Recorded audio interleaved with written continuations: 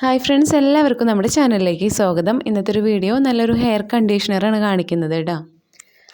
അപ്പോൾ അതെല്ലാവർക്കും ചെയ്യാൻ പറ്റുന്നതാണ്. വളരെ എളുപ്പത്തിൽ തന്നെ നമ്മുടെ വീട്ടിൽ തന്നെ യാതൊരു കെമിക്കലും കൂടാതെ നമുക്കിത് എങ്ങനെയാണ് തയ്യാറാക്കാൻ നോക്കാം. അതിന് മുൻപ് എൻ്റെ ചാനൽ ആരെങ്കിലും പുതുതായിട്ട് കാണുന്നുണ്ടെങ്കിൽ സബ്സ്ക്രൈബ് ചെയ്യാനും കൂടെയുള്ള ബെൽ ബട്ടണും കൂടെ പ്രസ് ചെയ്ത് ഓൾ എന്ന ഓപ്ഷനും കൂടെ കൊടുക്കുക.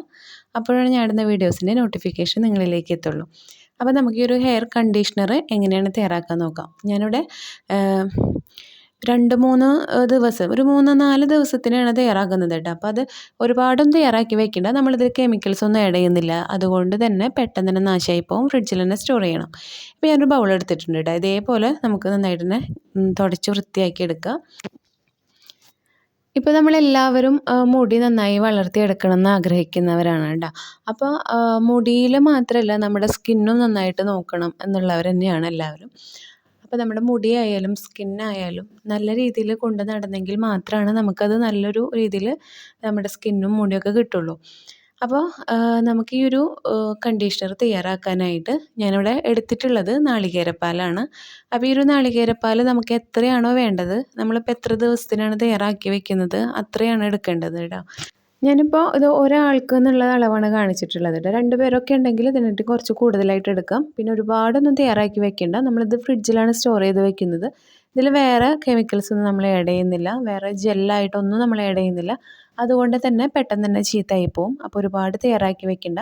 നമ്മളെടുത്തിട്ടുള്ള നാളികേരപ്പാലിലേക്ക് നമ്മളൊരു വൈറ്റമിൻ ഇ പൊട്ടിച്ചൊഴിക്കുക. അപ്പോൾ അത് ഒന്ന് തന്നെ മതിയാവും കേട്ടോ. കൂടുതൽ ഇങ്ങനെ ഓയിലി ആയിട്ട് കിടക്കേണ്ട. നമ്മുടെ മുടിയിലിട്ട് കഴിഞ്ഞാൽ വല്ലാണ്ട് ഇങ്ങനെ ഓയിലി ആയിട്ട് കിടന്നാലും അത് നമുക്ക് ഷാമ്പു ഇട്ട ഒരു ഇത് കിട്ടില്ലല്ലോ. അപ്പോൾ വല്ലാണ്ട് അങ്ങനെ ഓയിലി ആയിട്ട് വേണ്ട. അപ്പോൾ ഒരെണ്ണം മതിയാവും. അത് നമുക്കതിലേക്ക് പൊട്ടിച്ചൊഴിക്കുക. എന്നിട്ട് നന്നായിട്ട് ഇതേപോലെ മിക്സ് ചെയ്തെടുക്കുക. ഇപ്പോൾ നൈറ്റ് ഹെയർ കെയർ ചെയ്യുന്നവരൊക്കെ ആണെങ്കിൽ വൈറ്റമിൻ ഇ നമ്മൾ ഏത് ഓയിലാണ് അപ്ലൈ ചെയ്യുന്നത് അതിലേക്ക് ഒരു വൈറ്റമിൻ ഇ കൂടെ പൊട്ടിച്ചൊഴിച്ചിട്ട് നമ്മൾ നന്നായിട്ട് തന്നെ സ്കാൽപ്പിലൊക്കെ അപ്ലൈ ചെയ്ത് മുടി നൈറ്റിൽ നമ്മൾ കെയർ ചെയ്യാറുണ്ട്. അപ്പോൾ അതൊക്കെ നമ്മുടെ മുടി വളർച്ചയ്ക്ക് വളരെയധികം ഹെൽപ്പ് ചെയ്യുന്നതാണ് ഈ ഒരു വൈറ്റമിൻ ഇ.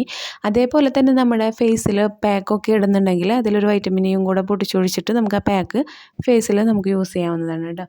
ഇനി ഞാനിതിലേക്ക് ആഡ് ചെയ്ത് കൊടുക്കുന്നത് ആൽമണ്ട് ഓയിലാണ്. അപ്പോൾ നമ്മുടെ മുടി നല്ല സിൽക്കി ആയിട്ട് കിടക്കാനും നമ്മുടെ മുടി പൊട്ടുന്നത് തടയാനൊക്കെ ആയിട്ട്, മുടിയുടെ അറ്റം പൊട്ടുന്നതൊക്കെ തടയാനായിട്ട് ആൽമണ്ട് ഓയിൽ നമുക്ക് മുടിക്ക് നല്ലതാണ്. അപ്പോൾ അത് ഒരു 3-4 ഡ്രോപ്സാണ് ഞാൻ ചേർത്ത് കൊടുക്കുന്നത് കേട്ടോ. നന്നായിട്ട് തന്നെ മിക്സ് ചെയ്തെടുക്കുക. അപ്പോൾ രണ്ടും ഓയിലായതുകൊണ്ട് ഈ നാളികേരപ്പാലിൽ നന്നായിട്ട് തന്നെ മിക്സായി വരാൻ കുറച്ച് പണിയാണ്. അപ്പോൾ നന്നായിട്ട് തന്നെ ഒരു ടീസ്പൂൺ വെച്ചിട്ട് ഇതേപോലെ മിക്സ് ചെയ്തെടുക്കുക. നമ്മളിത് എടുക്കുന്ന സമയത്ത് കൈ വെച്ചെടുക്കുക, അതല്ലെങ്കിൽ നനവുള്ള ടീസ്പൂൺ വെച്ചെടുക്കുക ഒന്നും ചെയ്യരുത്. ഒരു പാത്രത്തിലേക്ക് നമ്മൾ കുറച്ച് ഒഴിച്ചിട്ട് വേണം നമ്മളത് എടുക്കാനായിട്ട്. വെള്ളമുള്ളതൊന്നും അങ്ങനെ തട്ടിക്കരുത്, പെട്ടെന്ന് തന്നെ നാശമായി പോകും. നമ്മളത് ഫ്രിഡ്ജിൽ തന്നെ സ്റ്റോർ ചെയ്യാനായിട്ട് നോക്കുക.